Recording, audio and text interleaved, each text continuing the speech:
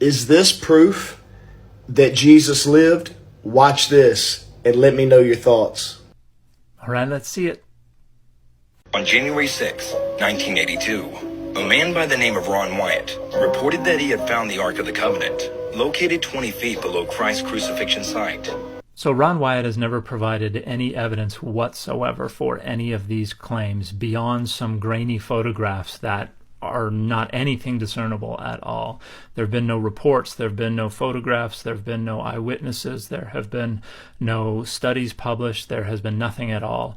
And this amateur excavation was conducted at the Garden Tomb with the approval of the Garden Tomb Association and under their supervision, and the Garden Tomb Association itself has stated Wyatt found absolutely nothing. They observed his excavation, they went in and reviewed everything that had been excavated and said he found absolutely nothing.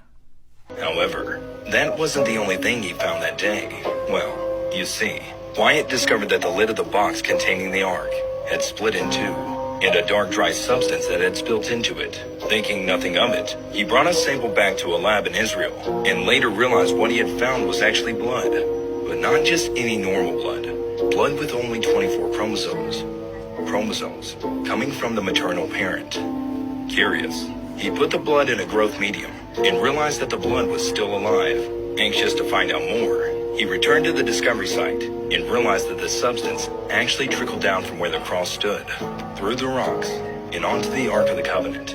So I'm not remotely qualified to speak on the science of blood or its preservation, but people who are have repeatedly pointed out that this is simply not how any of this works, and that this is all pure and utter nonsense.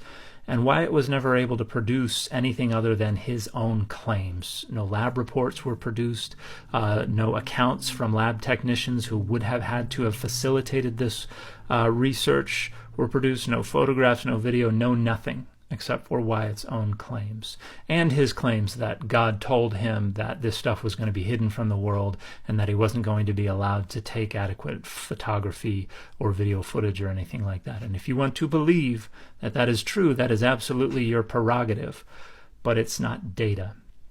It's just a dogma.